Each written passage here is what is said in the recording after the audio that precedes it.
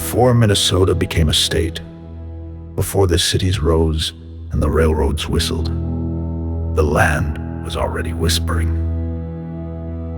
The year was 1823. Fort Snelling, a stone fortress carved into the bluff above the river, stood alone at the edge of the frontier.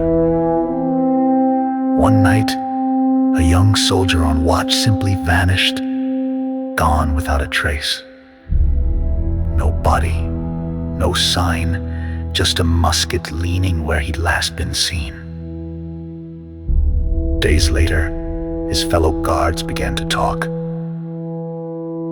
A figure in uniform, head down, marching the same lonely route, was spotted at dusk. He never spoke, never turned, and when they drew close, he vanished. Commanders called it nerves, but the soldiers knew better. It was Minnesota's first recorded ghost sighting, and it opened a door that never truly closed. Not far away, the old Ramsey House in St. Paul, built in 1851, holds the spirit of a woman in gray, still seen climbing the stairs, as though history refuses to let her rest. At Fort Ridgely, long after the cannons fell silent, a phantom cavalryman is said to ride the fog-covered hills, never reaching his destination. In Mendoza's St. Peter's Church, the pews have held more than living parishioners, with silent figures sometimes seen kneeling in prayer, only to fade away when approached. Even the thick stone walls of Stillwater's first prison, built in 1853, once echoed with voices no man admitted to speaking. The inmates believed the building remembered and refused to forget. These weren't just ghost stories told by lamplight. They were eyewitness accounts from Minnesota's earliest days, when the line between life and death felt thin, and the land was still wild.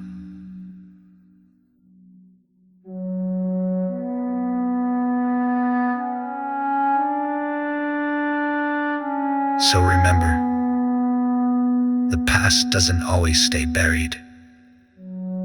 And now, you are about to enter the mysterious Minnesota History Zone.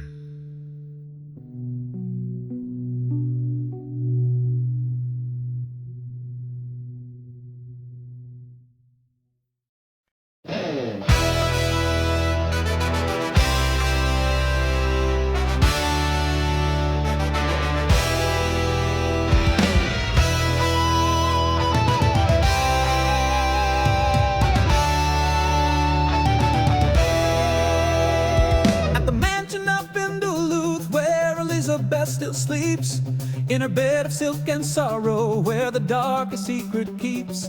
The legend of Glensheen echoes through the wealthy halls. Some stories live forever when the final curtain falls.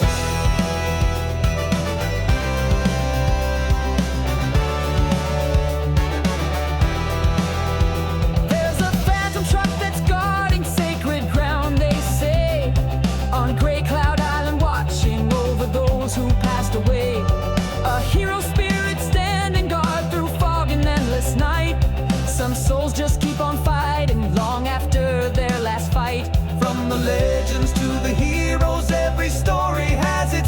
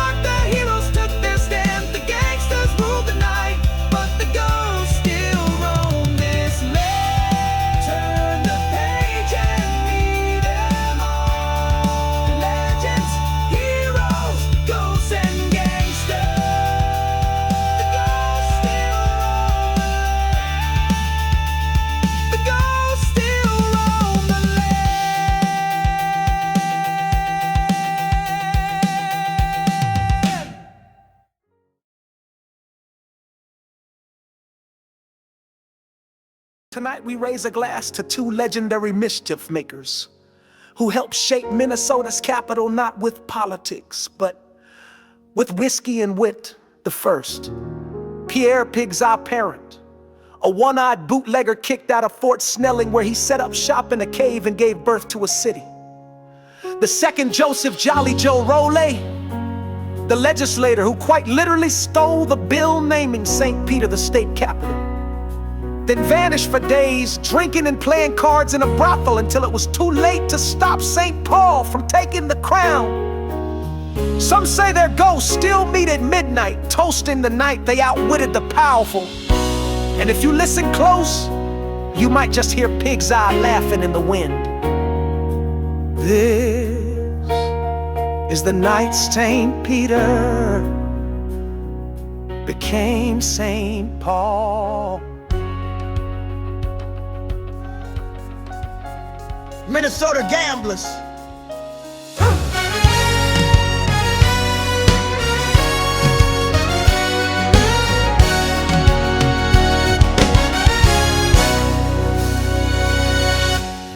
Better listen to my story. It was a long time ago, but you better not ignore me. There was an outpost known as Pig's Eye on the Mississippi River, where the Frenchmen sold supplies while your whiskey was delivered. The town built on alcohol soon became a city. How it became state capital isn't quite so pretty. Pig's Eye got converted just like the Apostle Saul. Got religion overnight and turned into St. Paul. Pig's Eye's ghost was laughing while Minnesota shivered. There's whiskey barrels floating down the Mississippi River. The hopes and dreams and plans and schemes were all gonna fall the night St. Peter became St. Paul. Governor Willis Gorman hated St. Paul town. It was built on the Mississippi, where the river rats abound with statehood coming up.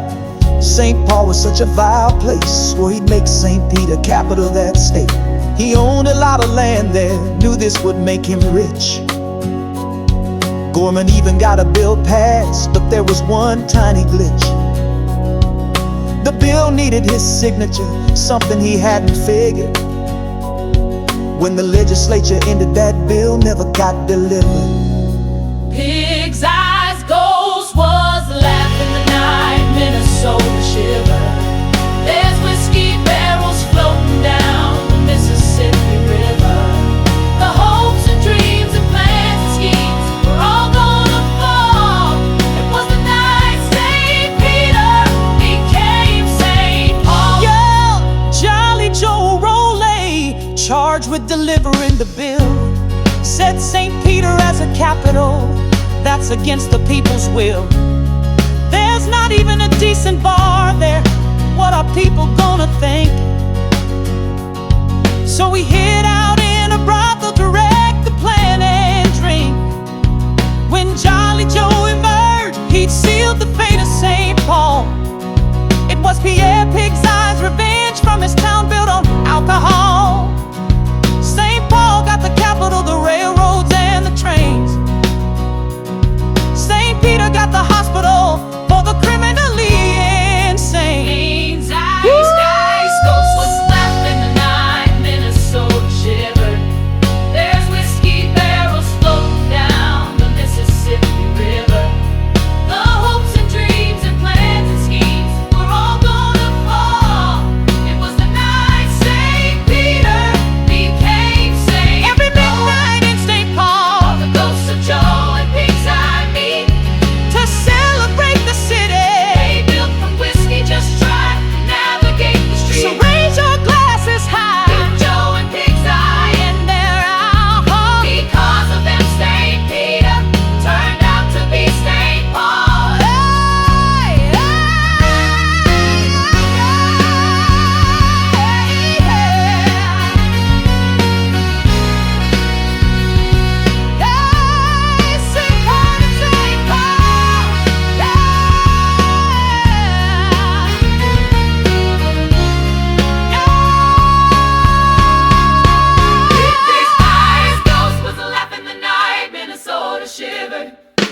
There's whiskey barrels floating down the Mississippi River.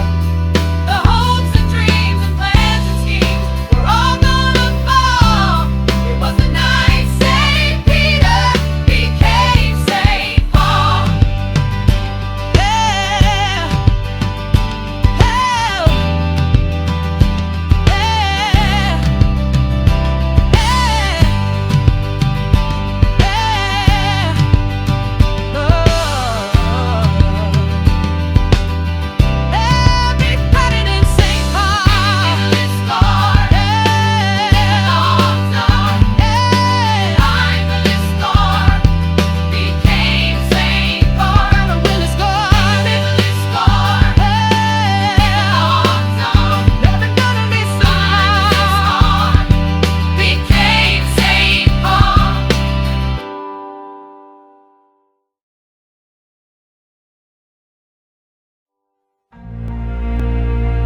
In the heart of downtown St. Paul stands Minnesota's oldest active theater, the Fitzgerald. A grand old stage with red velvet seats, golden lights, and shadows that never left. They say when the last curtain falls and the doors are locked for the night, the real performance begins. A woman's voice echoes from the wings. Cold spots linger where no draft should reach. And sometimes tools fly through the air, hurled by unseen hands. But this isn't just a ghost story. This is a love story trapped in time. Years ago, during a long-forgotten renovation, a letter was discovered beneath the floorboards. A note written in fading ink, sealed in dust. It was signed Veronica, and it was addressed to Ben, a stagehand who vanished without explanation, but whose presence never truly left. Some say you can still feel Ben watching from the catwalk, still hear Veronica singing from behind the curtain. She vowed to wait for him, even if the curtain falls on my time. And maybe she still is. So, if you ever visit the Fitzgerald Theater after dark, don't be surprised if something brushes past you, or if you hear your name whispered from an empty stage. Because some stories don't end, they echo.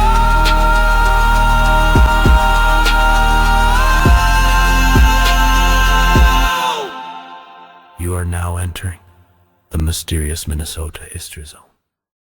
He swept the stage when nights grew long. After the actors, after the song, the crowd had gone, the stars had dimmed, but something in the air called to him. A chill behind the crimson drape, a voice like silk he couldn't escape, and felt her near in every line. Veronica's voice crossing through time. He never knew love could echo so low, until he stood in the ghost light's glow. She kissed him once in the ghost light's glow. Now he's part of the show. She never left when the curtain came down, still sings her lines when no one's around. In shadows and echoes she dances slow. They dance together in the ghost light's glow. They found it tucked where no one looks, behind the stage, between old books. A letter sealed in dust and time. Dear Ben, I'm yours beyond the line. A whispering and trembling hand. I'll wait for you, please understand. She kissed him once in the ghost light's glow. Now he's part of the show. She never left when the curtain came down, still sings her lines when no one's around. In shadows and echoes she dances slow. They dance together in the ghost light's glow.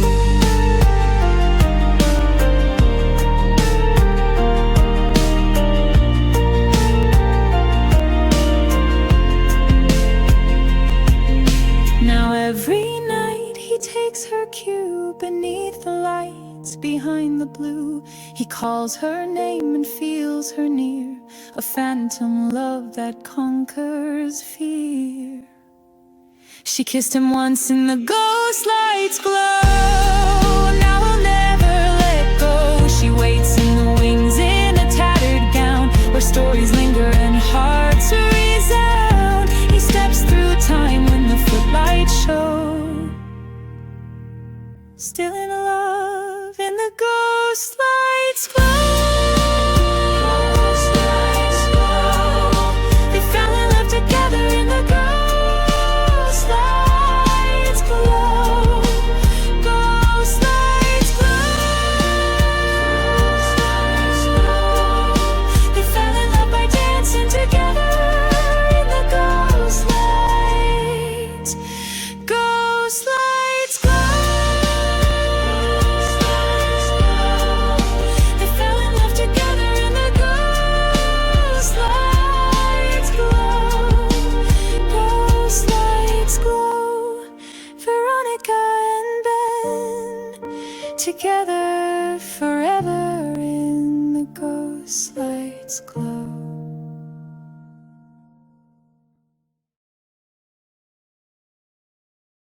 Stretching across the Mississippi River in the heart of Minneapolis, the Washington Avenue Bridge has long been a lifeline between the east and west bank of the University of Minnesota. But as thousands cross it every day, few realize they're walking over one of the most quietly haunted places in the state. This bridge has seen tragedy. Over the decades, it's been the final stopping point for several lost souls, including renowned poet John Berryman, who leapt to his death in 1972. Since then, strange occurrences have been reported with disturbing frequency. Early morning walkers have described seeing a lone figure ahead of them, a man in a long coat sometimes mumbling to himself. But when they blink, he's gone. Others have reported feeling a sudden drop in temperature halfway across the bridge, or hearing footsteps that echo just behind them, even when no one is near. One student claimed she heard a voice whisper her name, only to turn and find the bridge completely empty. Another swears they saw a shadowed figure step up onto the rail and then disappear without a sound. Some say you can hear fragments of poetry drifting on the wind, verses never published, perhaps never even written, murmuring faintly over the river like unfinished thoughts. Is it residual energy left behind by those who never made it across? A trick of wind and steel and memory? Or is there something darker? Something still watching, still waiting, just beyond the rails? You decide, but cross carefully, and don't look back too quickly, because you are now entering the mysterious Minnesota History Zone.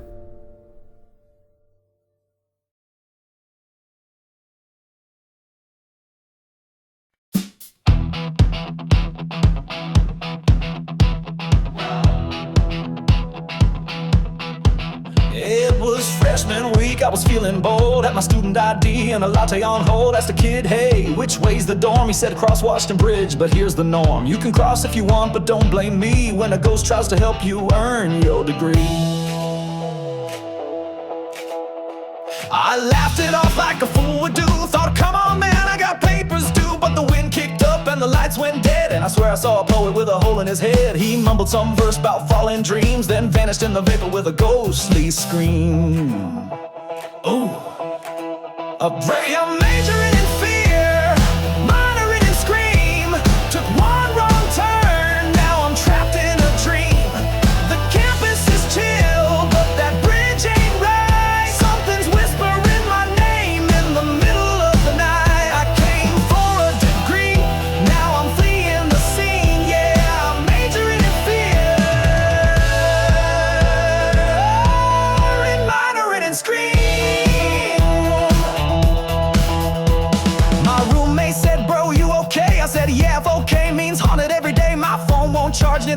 seat, and there's chalk on the floor where I didn't lie feet. The bridge calls out with a banshee's moan, midterms and phantoms. I should have gone home. They say Berryman still walks the rail with the final thought in the midnight wail. If your earbuds glitch and your breath turns ice, that ain't physics, bro, it's ghost advice. At Dreed, I'm majoring in fear, minoring in scream. Should've picked online or a safer dream. Now I dodge mist and academic probation, haunted by tuition and spectral damnation. From Fred Row to the psych study team, I'm majoring in fear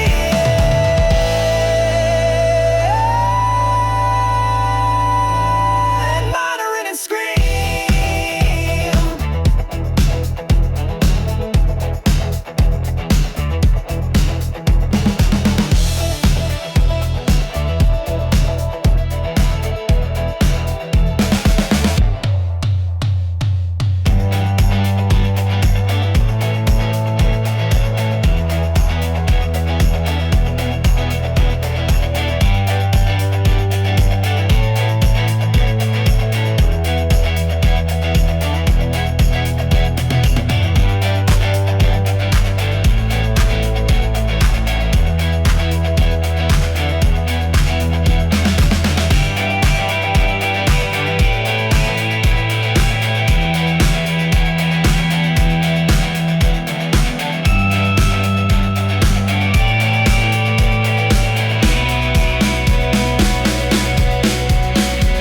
Majoring in fear, minoring in scream. Took one wrong turn, now I'm trapped in a dream. The campus is chill, but that bridge ain't right. Something's whispering my name in the middle of the night. I came for a degree, now I'm fleeing the scene. Yeah, I'm majoring in fear and minoring in scream.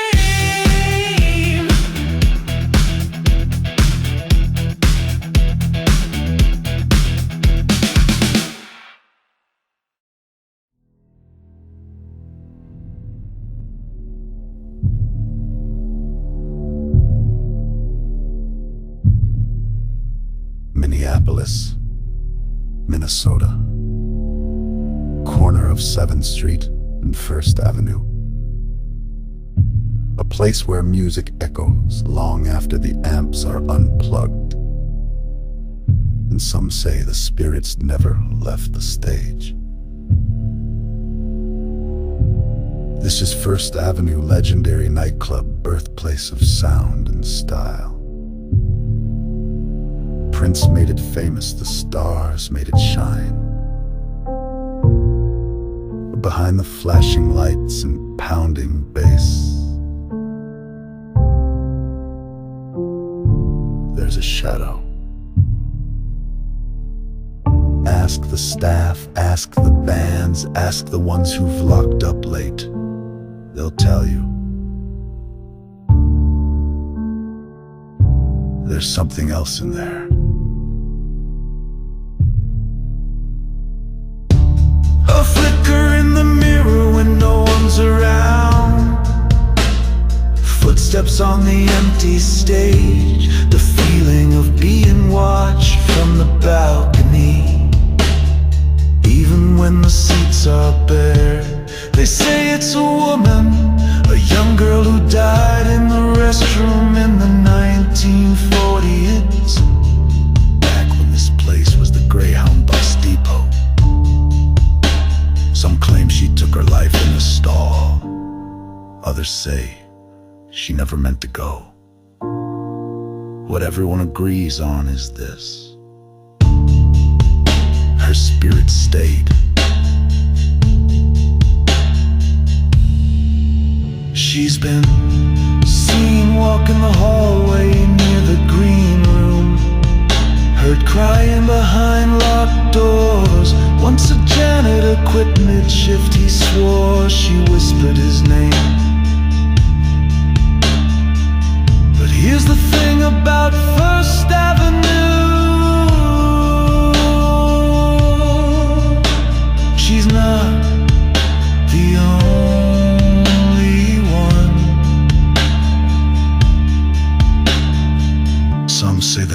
club holds echoes of every soul who left a piece of themselves on that stage. Artists, lovers, dreamers, they don't haunt the place out of anger. They linger because the music won't let them go.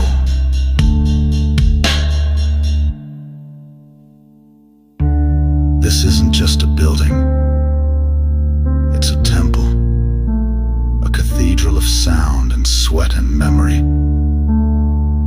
And sometimes if the night is quiet enough and the lights go low, you can still feel her. The girl in the stall, the whisper in the wall, the ghost of First Avenue.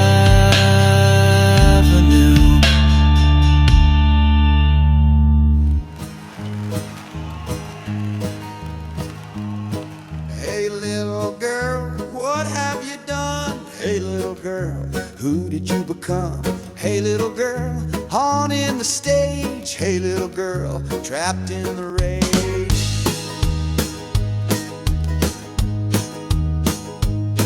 In Minneapolis town where the buses roam, she met her end in the darkness alone. At the bus depot where shadows dwell, she took her life and bid farewell. Hey little girl, what's your final act? Died for the drama and never came back. You haunt the lights, you chase the blues, a poltergeist in platform shoes. No one claps, but everyone knew she's the ghost of First Avenue. She floats through amps, through cables and cords, crashes green rooms and slams ghost doors. They say she sings with a crackling mic and steals the breath from the backup lights. Hey little girl, what's your final act? Died for the drama and never came back. You haunt the lights, you chase the blues, a poltergeist in platform shoes. No one claps, but everyone knew she's the ghost of First Avenue. She don't want peace, she don't want fame, just center stage and a whispered name. She hits her marks with the phantom grace, then vanishes into the speaker's bass. Some say love, some say pain, some say the lights just call her name. But when the house is empty and the crowd is gone, she's still humming that midnight song.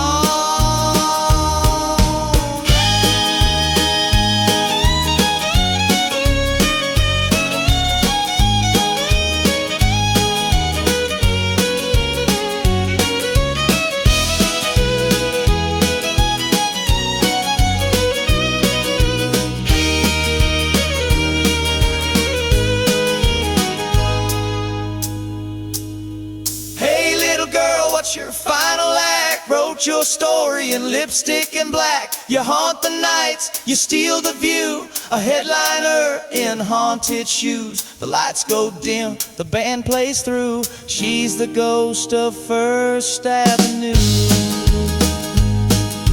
Hey little girl, what have you done? Hey little girl, who did you become? Did you know that night when the end came due that you'd become the ghost of First Avenue?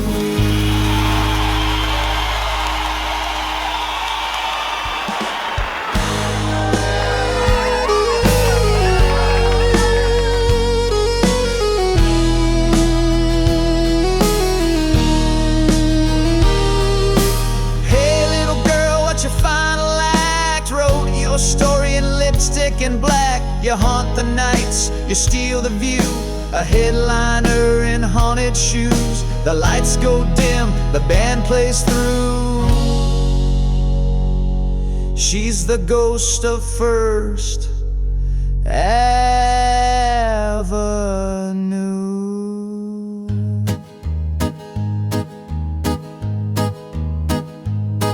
Hey, hey, little girl, what have you done? Hey, little girl, who did you become? Did you know that that night when the end came due, that you'd become the ghost of First Avenue.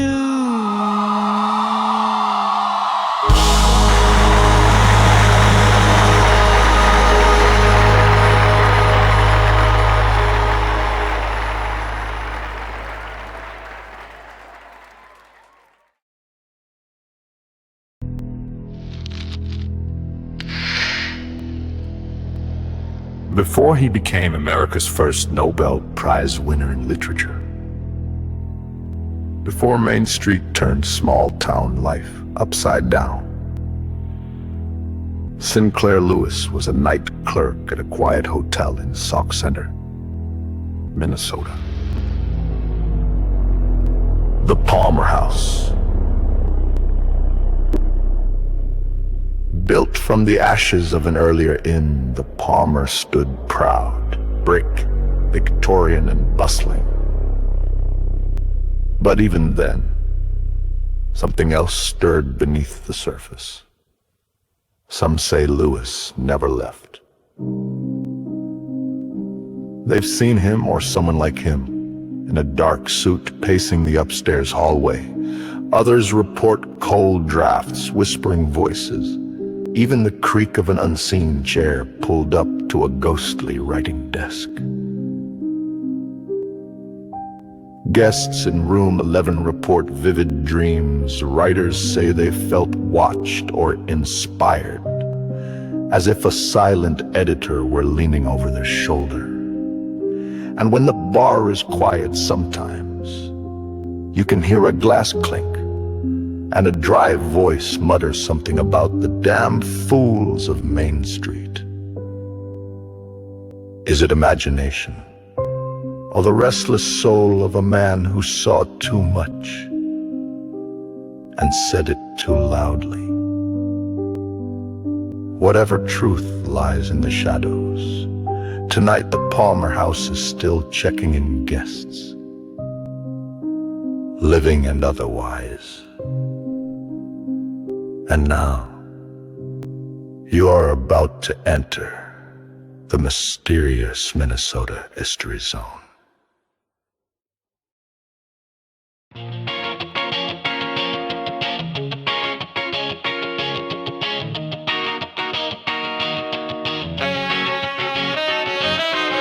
Checked in late to the Palmer House. The bellboy whispered like a haunted mouse. Clerk said, sure, we got a bed, but if it's room 11, sleep somewhere else instead. I laughed and said, I fear no ghost. Poured a nightcap, made a writer's toast. But the walls creaked back with a typewriter clack, and the air turned cold like a whisper at my back.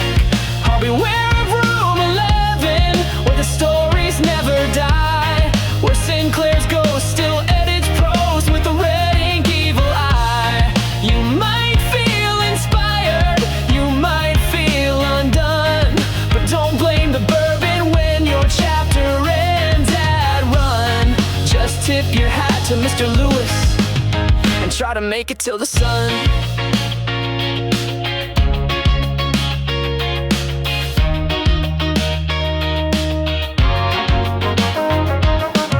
The lamp flickered on, I hadn't touched a thing. Then I heard a sigh like a phonograph swing. A voice said the dialogue's tired, you see. Rewrite the second act and make the mayor bleed. Room 17 has a ghostly grin. Room 12 hums when the lights grow dim. But 11's got that writer's curse, where every stanza gets much worse.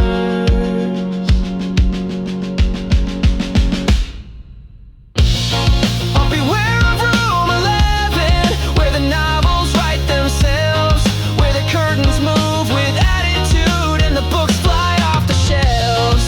It's haunted by ambition and a plot twist you won't love, where Pulitzer dreams go to die and the bed sheets push and shove. So book a double just in case, and never face the mirror above.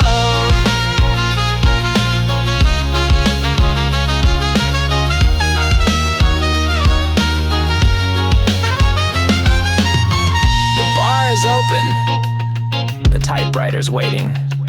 But remember, room 11 checks you in, but won't always check you out. But beware of room 11, where the stories never die, where Sinclair's ghost still edits prose with the red ink evil eye. You might feel inspired, you might feel undone, but don't blame the bourbon when your chapter ends at run. Just tip your hat to Mr. Lewis and try to make it till the sun.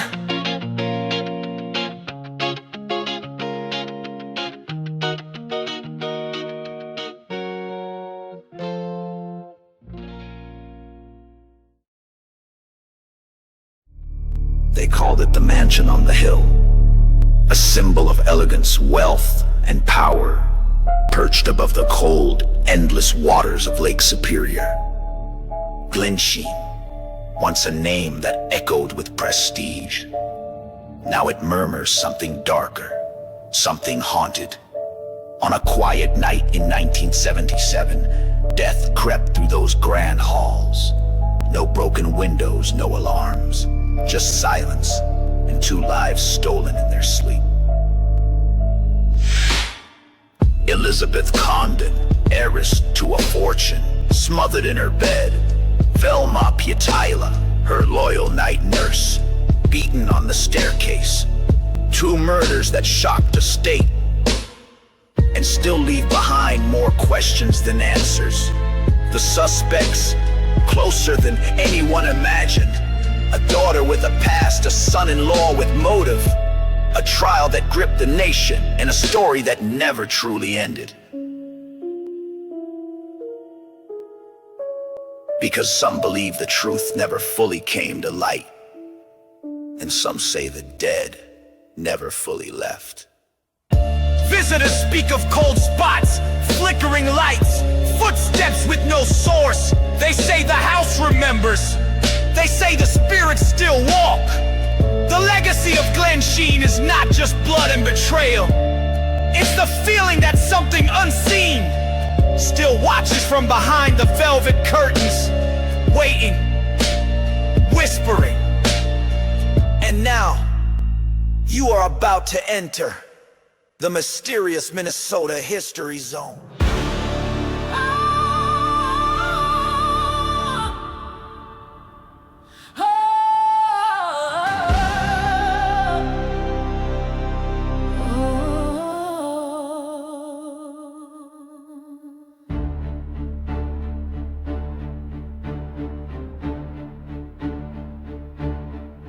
In the mansion by the lake, where the stories unfold,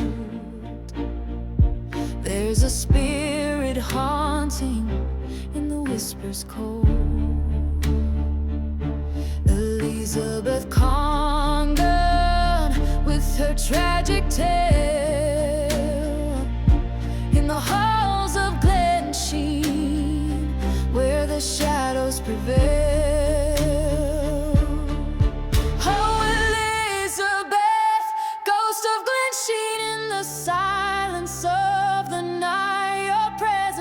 Lost in the mansion, lost in the flood, searching for justice in a ghost dark blood.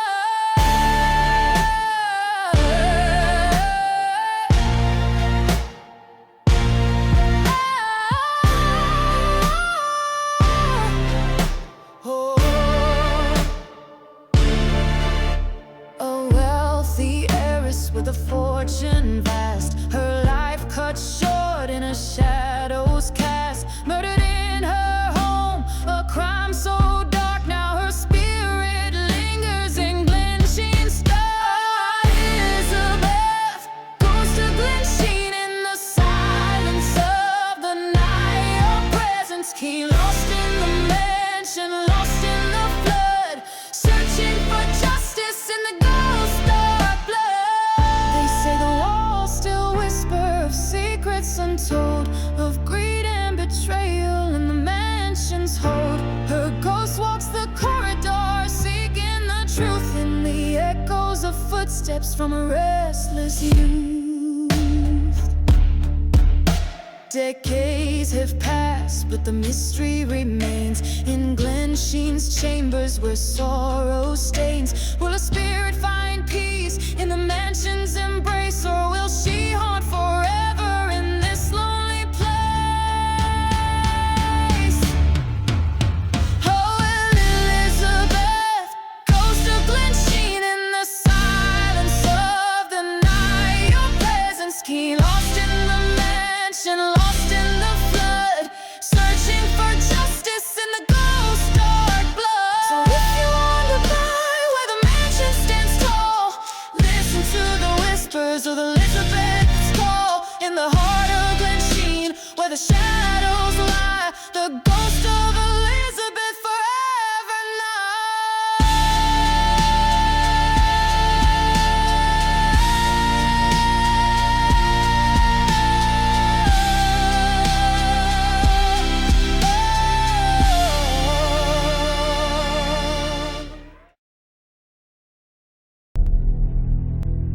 In the heart of St. Paul, where the streets still whisper secrets of a bygone century, stands a mansion wrapped in velvet mystery and death. This is no ordinary restaurant. Beneath its elegant chandeliers and lace-draped windows, Forepaws holds a darker legacy, one built not just on fine cuisine, but on tragedy, betrayal, and the lingering presence of something unseen. It was here in the late 1800s that Joseph Forepaugh, a wealthy entrepreneur, lived a life of luxury and deceit.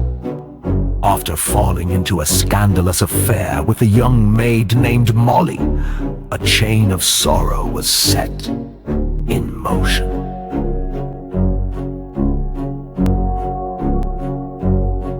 Heartbroken and alone, Molly is said to have taken her own life on the 3rd floor, suspended forever between this world and the next. But death, it seems, did not silence her.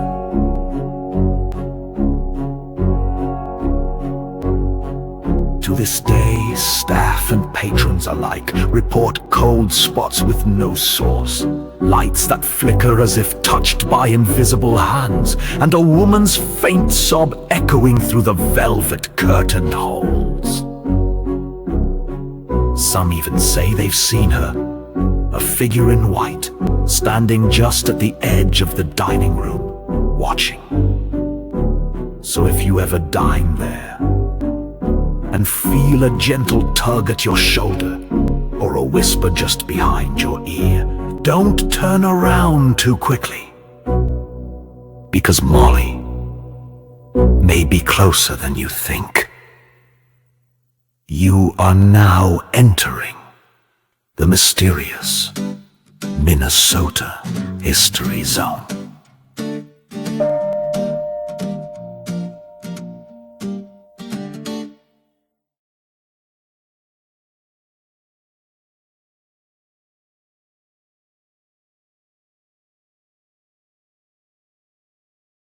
She was a maid, kind, radiant, and barely 20. He was the man of the house, wealthy, married, and drawn to a light.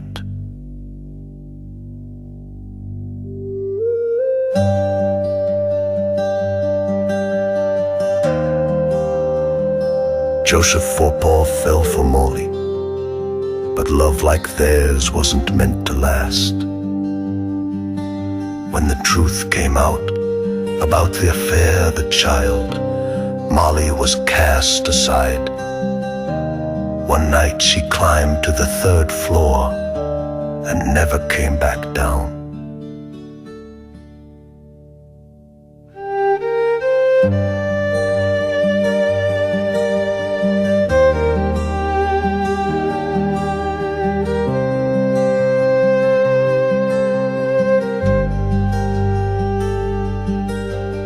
Joseph followed her days later, his guilt too heavy to carry.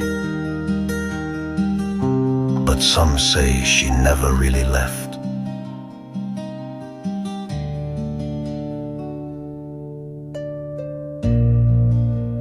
Sometimes she's seen in mirrors,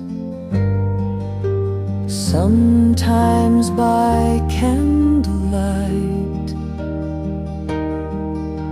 but always near one place.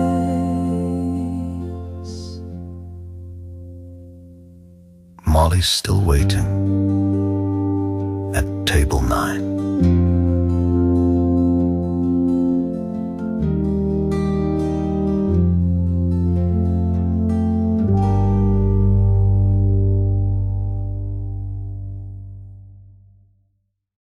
At 4 paws where the candles glow, you might feel fingers from long ago. A wink, a gust, your napkin flies. That's Molly, babe, she's styling in the afterlife.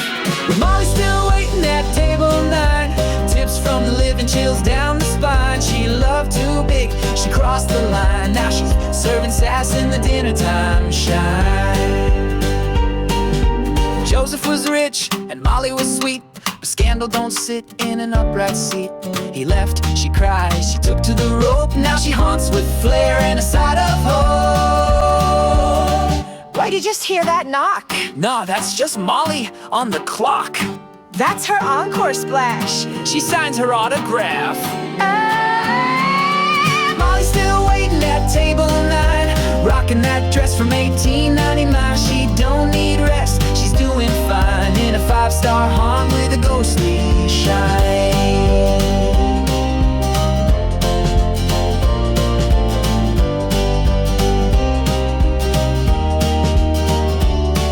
In a mansion grand on St. Paul's Lane, where wine was poured and danced champagne, lived Joseph F. with wealth and flair, and a secret love with a servant there. Oh, Molly dear, with eyes so wide, you wandered halls where shadows hide. Now every night you softly weep while guests enjoy a fancy feast. Oh, Molly's still waiting at table 9.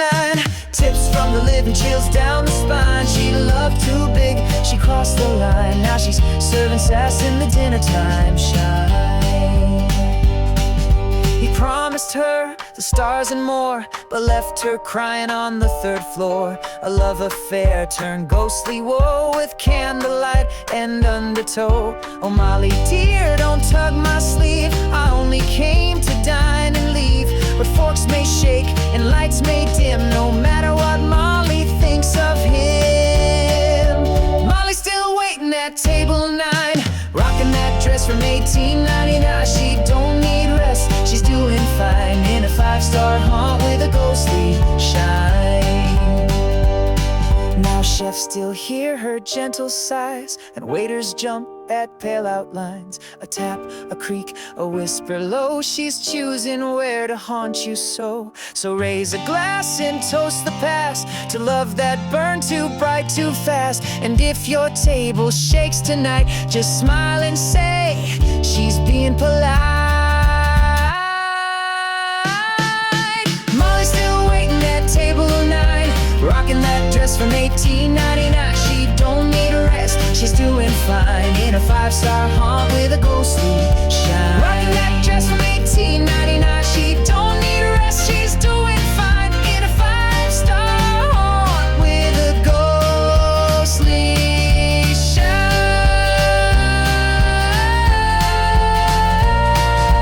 Molly's still waiting at table 9. Table 9.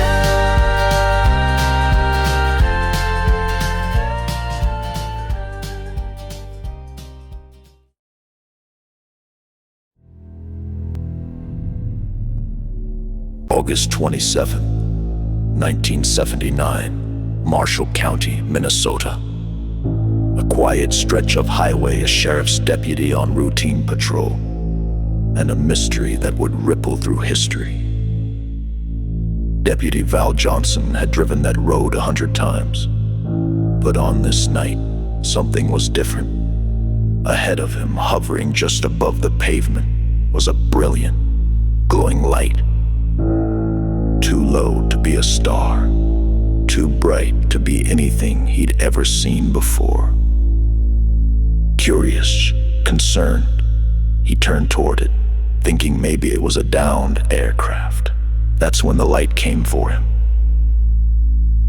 Without warning, the orb surged forward, blinding, white hot. Everything went silent. Glass shattered, metal twisted. The cruiser lifted from the ground, then dropped, angled, broken, into a ditch. When Johnson woke up, 39 minutes had passed. His wristwatch had stopped. The cruiser's clock was frozen too, both showing the same lost time. His eyes burned, his face felt scorched. He was alone on a back road, with no idea what had just happened. When investigators arrived, they found damage, but no cause.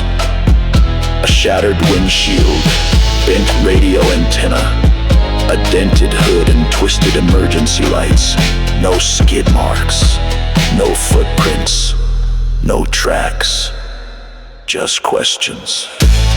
Val Johnson never changed his story. He didn't try to sell it. He didn't seek attention.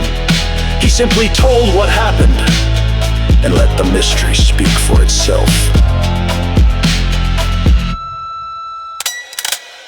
Today, the patrol car still sits in a museum in Warren, Minnesota, preserved like a time capsule, burned, bent, and silent.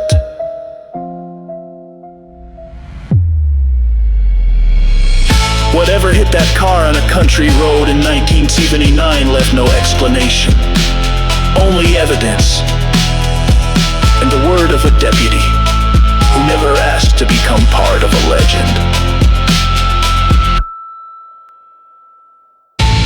Hold tight. Step carefully.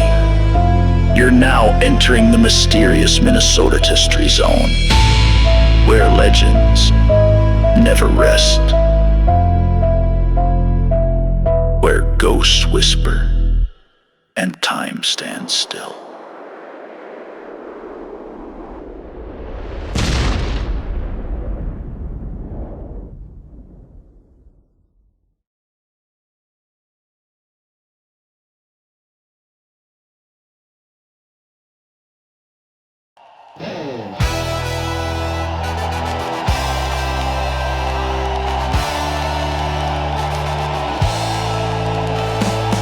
Phil Johnson to Marshall County!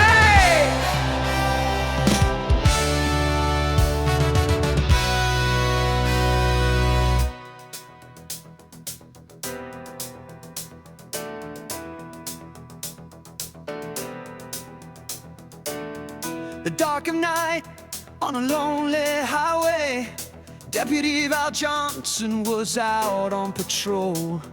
A strange ball of light appeared in his way. What happened next, no one can control. He drove closer to see what it could be. Curiosity led him straight to the unknown. A flash of light and then suddenly he felt a force like a 200-pound pillow throw. This is Val Johnson to Marshall County. Something strange has happened here tonight. My watch and clock have lost 14 minutes, and I've woken up with burns from the light.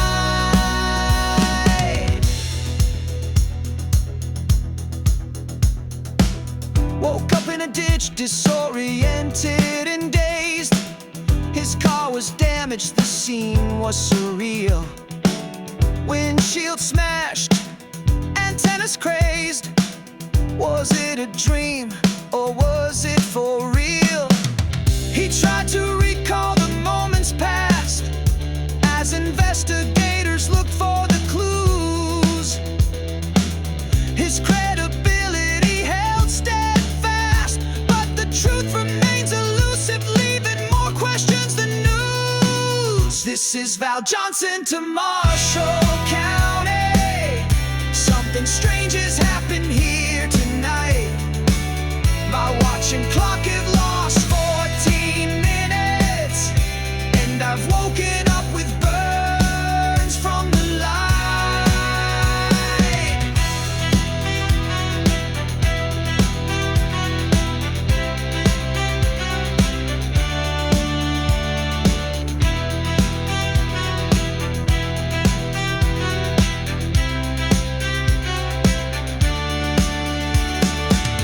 Out there in the quiet Minnesota night, a mystery lingers, shrouded in the dark. Did he encounter beings of light, or was it something beyond the stars?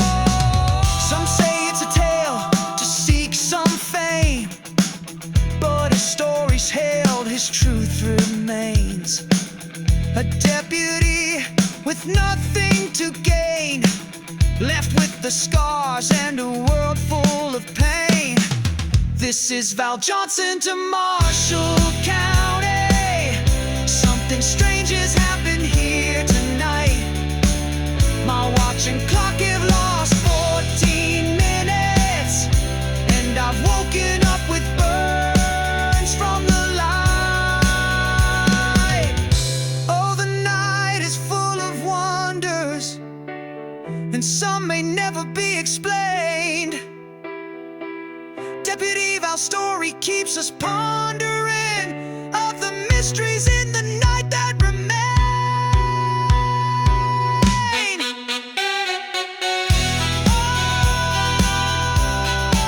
Oh, Val Johnson from Marshall County. Johnson from Marshall County. Val Johnson. Something strange happened that night. Yeah, Val Johnson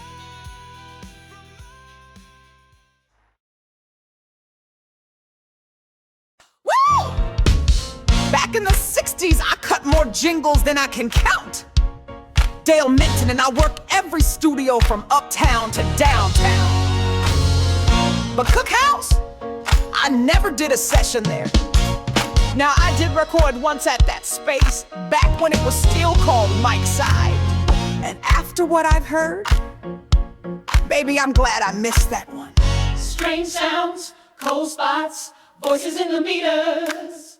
Let's just say I like my gospel filled with the Spirit, not haunted by war. Something's cooking at Cookhouse and it don't feel right. There's a chill in the booth and the board's too bright. Fade a slide when no one's near, and voices whisper in the engineer's ear. Something's cooking at Cookhouse every night, and it ain't just the tape that's rolling tonight. Used to be a movie house, then came the sound. They brought in gear and laid tracks down, but something stayed from those old red seats. A presence walk in without no feet. The lights would flicker, the meters jumped, and cold winds howled when the bass line thumped. Dale said one night they heard a child singing soft through the console dial. No mic was live, no voice in view, just a whisper saying, I'm still here too. The room went still, the playback stalled, and every soul inside that studio bawled. Something's cooking at Cookhouse and it don't feel right. There's a chill in the booth and the board's too bright. Fade a slide when no one's near, and voices whisper in the engineer's ear. Something's cooking at Cookhouse every night, and it ain't just the tape that's rolling tonight. First they tried to fix it, swapped out gear, called in texts from far and near. They checked the board, replaced the wire, still heard footsteps walking through the choir. So they called for help to stop the fright, sent for Ghostbusters, even they took flight. The staff said, Who we gonna call? Ghostbusters. The player said, yeah. Yeah, you better call Ghostbusters. Dale said, I swear. I'm gonna call Ghostbusters. But even they walked in and said, nope, this place ain't right. They were this close to finishing a beautiful love ballad. Strings, sweet harmonies, candlelight too. But when they hit play on the final tape, walla walla bing bang. That's when they screamed. The ghost came through. They aimed for love, but the spirits knew. They were working in the studio late one night when the meter spiked and gave them a fright. The drums went sideways, the keys went flash, and out came something they called A monster mashup. They started with a ballad soft and true, but the ghosts had plans. Yeah, they rewrote it too. But in time, peace returned to that place. When Dale sold the studio, the new owner saw the signs, brought in a priest, said a blessing or two, sprinkled holy water, and the spirits withdrew. No more whispers, no chill, no flickering lights, just music, just soul, just a room burning bright. The Holy Spirit moved in and the haunted moved on, and from that day forward, the only spirit in that studio was the one that lifts you up when the choir sings strong. Something's cooking at Cookhouse and it feels just right. Feels just right. There's a fire in the booth and the sound is tight. Sound is tight. Ain't no ghost in the mic tonight, just a spirit taking flight. The past is gone, the soul is bright. Let the music rise and the love ignite. Yeah, something's cooking at Cookhouse tonight, and now the music's rolling right. Rolling right, Rolling right. rolling right, rolling right, rolling right, rolling right, rolling right, yeah, yeah. Rolling right. Rolling right, rolling right, yeah, yeah. Now the music's rolling right. Rolling right. Now the music's rolling right. Yeah.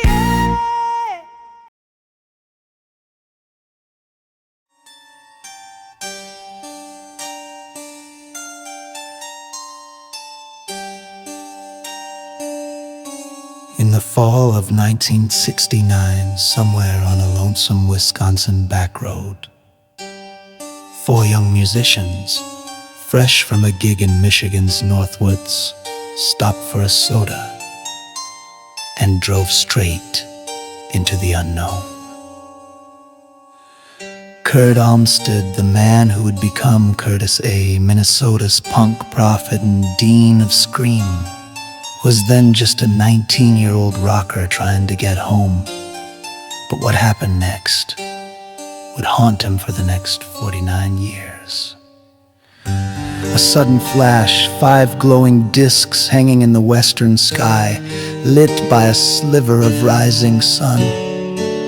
Then, stillness, no motion, no sound, just awe and confusion. Time froze, reality flattened, and in a blink, they lost it all. When they came to, all 4 men were standing outside the van, doors open, eyes wide, bodies frozen above them. 5 massive craft in perfect V formation, hovering silently, less than 50 feet overhead. And then they were gone. Into the clouds, no trail, no noise, just disbelief. But that was only the beginning.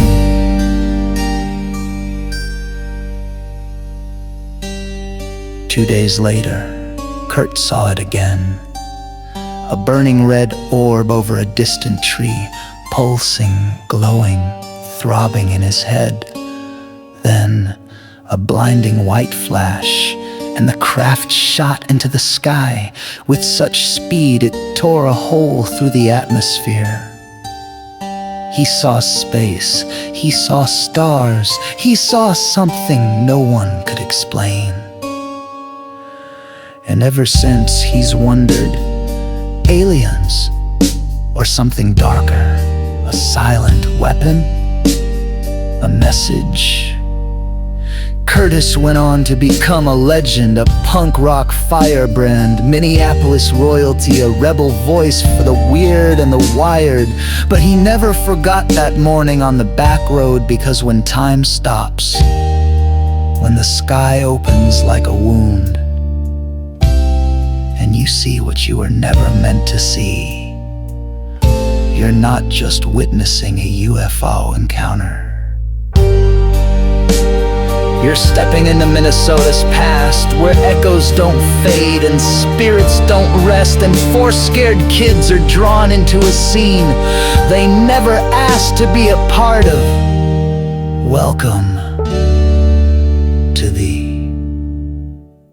mysterious Minnesota History Zone.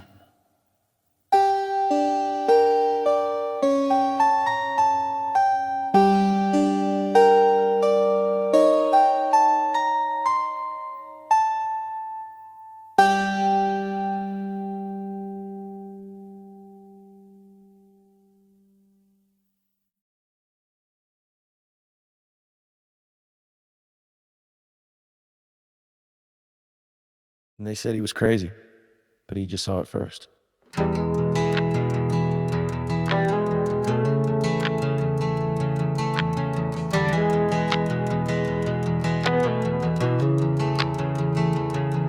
In the fall of '69 on a back road bend, Curtis and the boys were heading home again. A band full of amps and Midwest dreams, chasing down gigs and soda machines. They stopped near Neilsville under pink streak skies, then the clouds split open right before their eyes.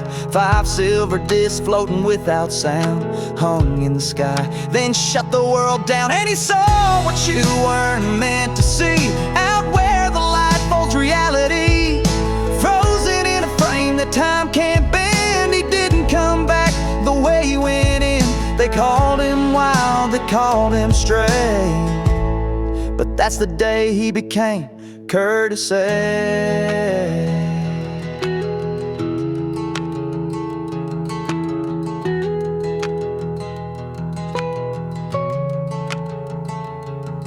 They woke in the field, not a word was said. 4 boys standing like the living dead. The van still running, the sun too high, but something had shifted behind his eye. He played it off, but he couldn't shake the burn of the light or the breath it'd take. And every stage from then to now was lit with fire from that unholy vow. Yeah, he saw what you weren't meant to know, where silence hums and the lost things go. He screamed the truth through a Marshall stack road, punk with a pulse and a fearing back. They called him loud, they called him straight, but that's the night he became Curtis A.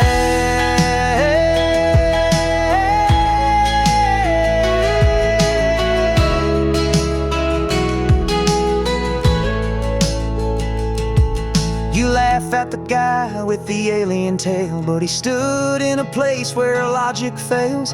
And every time he rips through a song, it's to keep that moment from going wrong. So if the lights come down and the sky turns red and you feel like something's inside your head, just remember the man who walked that wire, lit up by sound and UFO fire. He ain't afraid, he learned that way back when the stars gave us courtesy.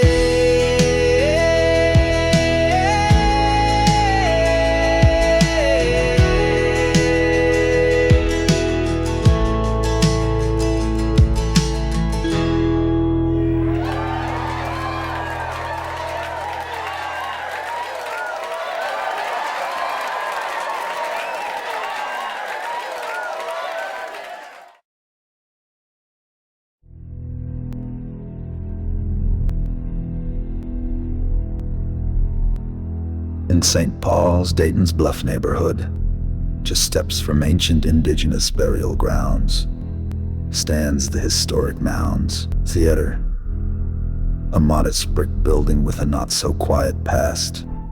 Built in 1922 as a silent movie house, the Mounds has lived many lives, from vaudeville stage to adult film theater, and finally to the community venue it is today. But not everything that's ever taken the stage has left it. Staff and visitors have reported a series of unexplained encounters that chill the blood and defy explanation. A little girl named Mary, believed to be no more than 9, has been seen skipping through the aisles or standing silently near the front row. No parents, no footprints, just wide eyes. And then she's gone. Performers preparing backstage say they've heard someone moving the curtains or felt a cold hand brush their shoulder, only to find no one there. A ghostly stagehand, perhaps, one who still hasn't punched out.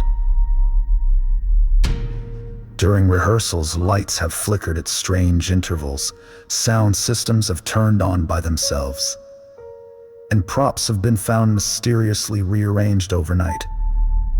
But it's what happens in the audience that unnerves even seasoned investigators. More than once, guests have glanced up mid-show to see the seats filled with shadowy outlines, silent figures watching intently a double take, and the room is empty. One group swears they heard applause from the balcony, in a theater with no one upstairs.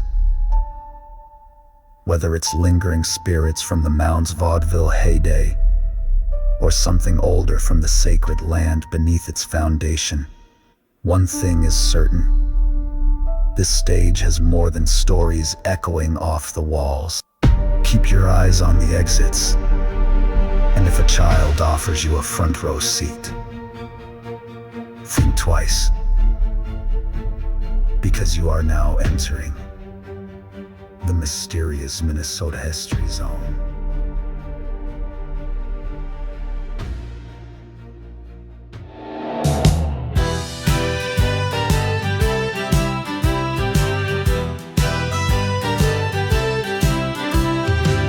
Well, I took a bow and hit my mark. The lights went low, the room went dark. I heard applause, but not a soul was near. Just little Mary giggling in my ear. Break a leg, they mean it at the Mounds.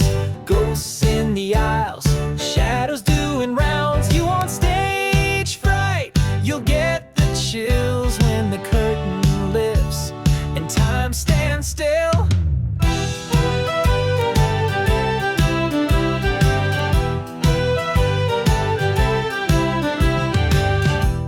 Hands back, he don't clock out. He moves the props and stomps about. He's just a phantom with a flair for cues, and Mary steals my tap shoes too. Break a leg, they mean it at the Mounds. You'll swear the seats are filled with sounds. Clapping hands with no one there. It's a standing O from the afterlife's lair.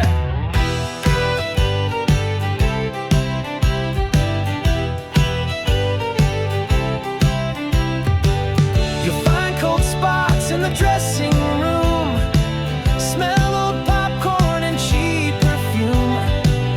And if your solo gets a ghostly hum, you better bail, they love encores, hun.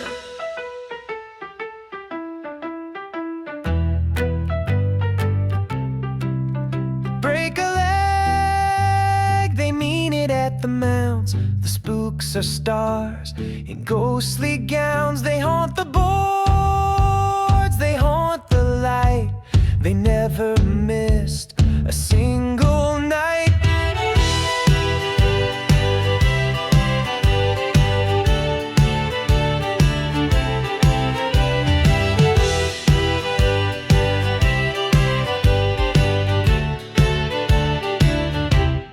Places, everyone, spirits, cue the fog. Break a leg, break a leg. The Mounds Theater, St. Paul Town. Break a leg, break a leg, break a leg. They mean it at the Mounds.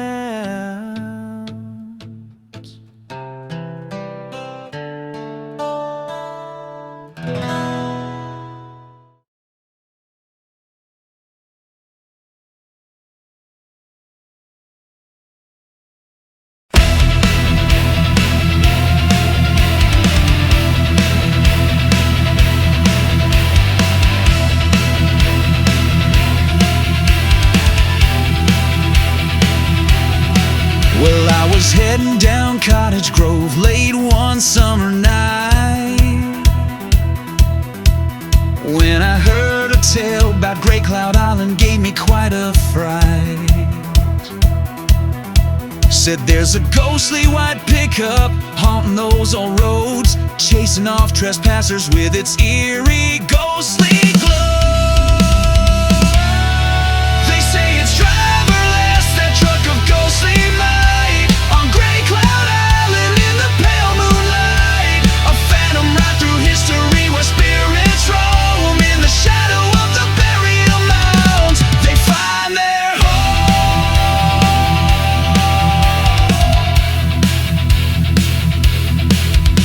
pulled over to the side, looked out into the dark, and there it was, the truck appeared making its mark. No driver behind the wheel, just a ghostly form, a spectral presence haunting in that midnight storm. They say it's driverless, that truck of ghostly might, on Grey Cloud Island in the pale moonlight. A phantom ride through history where spirits roam in the shadow of the burial mounds. They find their home.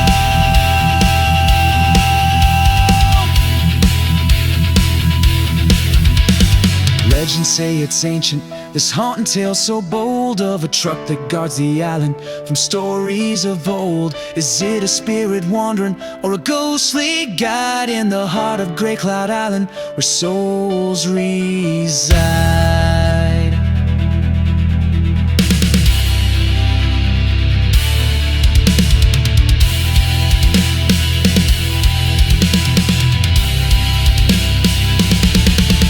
Now when the moon hangs high and the stars align, you might just catch a glimpse of that pickup sign, riding through the misty night with silent grace, a ghostly journey in this sacred place. They say it's driverless, that truck of ghostly might, on Grey Cloud Island in the pale moonlight. A phantom ride through history where spirits roam in the shadow of the burial mounds. They find their home.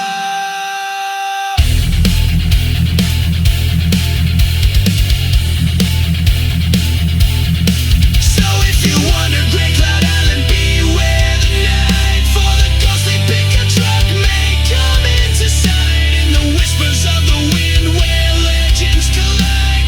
Grey Cloud Island's mysteries forever abide. They say it's driverless, that truck of ghostly might, on Grey Cloud Island in the pale moonlight. A phantom ride through history where spirits roam in the shadow of the burial mounds. They find their home. Grey Cloud Island, spirits roam. Grey Cloud Island, yeah, yeah, yeah, yeah. Grey Cloud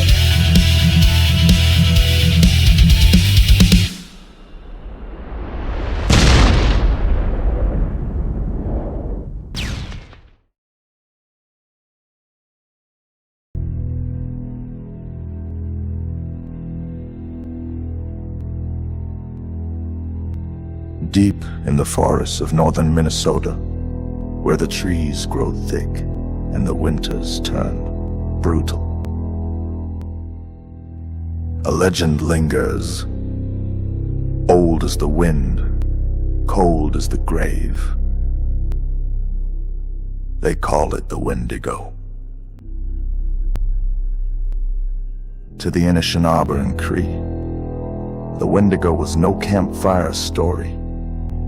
It was a warning, a spirit born from greed, cannibalism, and despair. It didn't just devour flesh, it consumed the soul.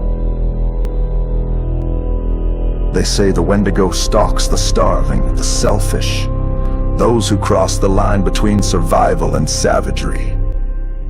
Towering, skeletal, with hollow eyes and a heart of ice.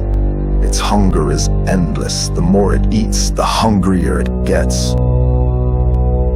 And Minnesota knows its name. In In the early 1900s, sightings began to spread. Hunters spoke of shadows that tracked them in the snow. Settlers vanished from cabins, and in remote Ojibwe communities, whispers returned that the Wendigo had come again.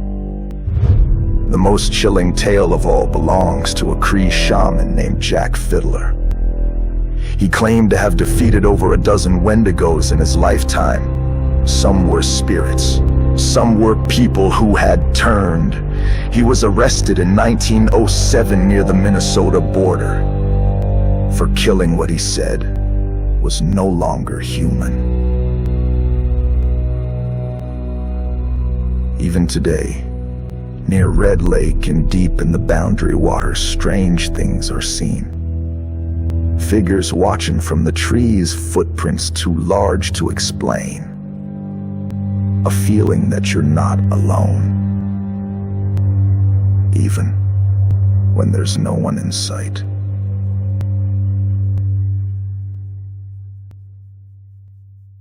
The Wendigo doesn't howl. It waits, it watches. And when hunger creeps in, when winter settles in your bones, it whispers and takes what it's owed.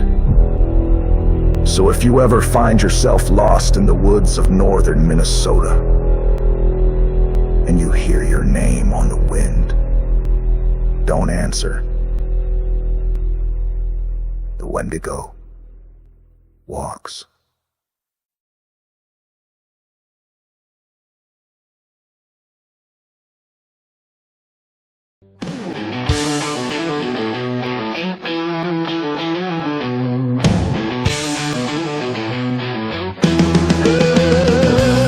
Jack Fiddler was his name in the wilds of the northern land. A hunter of the Wendigo with a rifle in his hand. He roamed the ancient forests where the shadows seemed to speak, chasing down the legends that made the bravest weak. Welcome to the land of the Wendigo, such a fearsome sight in the pale moonlight. Oh, oh, living in the land of the Wendigo, hear the spirits call in the forest thrall. On a cold and moonlit night, he tracked the beastly prey with tales of transformation and the curse that led astray.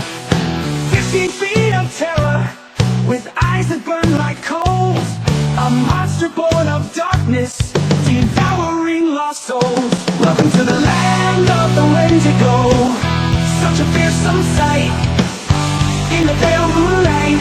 Oh, oh, living in the land of the Wendigo, hear the spirits call in the forest thrall. Early native stories whispered by the fire warned of those who turn in their darkest hours desire. Even settlers claimed to have seen the beast's dark power stalking through the night in the forest witching hour. Jack Fiddler took his stand against the creeping dread. He claimed to hunt 14 beasts and lay their spirits dead. But one fateful encounter brought him to the law's cruel hand. For saving his people's future, he faced the judgment's brand. Welcome to the land of the Wendigo, such a fearsome sight in the pale moonlight. Oh, oh, living in the land of the Wendigo, hear the spirits call in the forest thrall.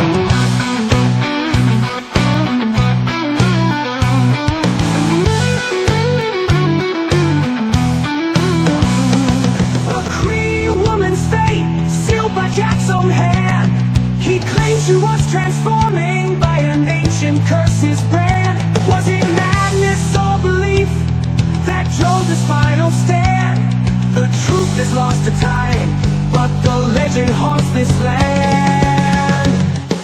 Welcome to the land of the Wendigo, such some sight in the pale moonlight.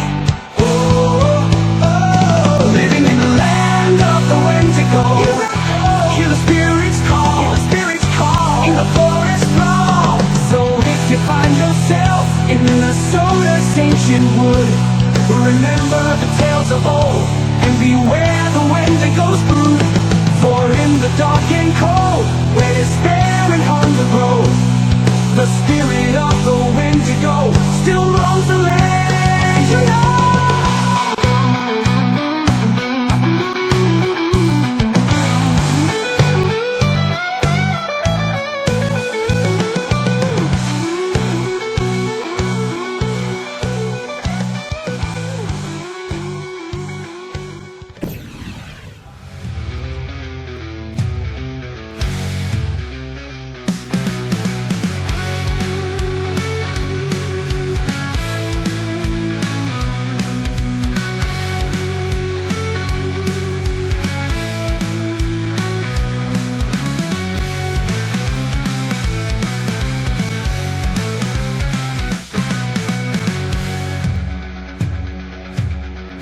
Heroes, ghosts, gangsters too, and Minnesota's past, those stories were true. But the most important legacies we knew were the legends who played the music we grew up to. From the northern pines to city streets, the melodies made our hearts beat. In every town the tunes will rise, Minnesota's music filled the skies. Oh, the legends of our state, the songs we celebrate. In every note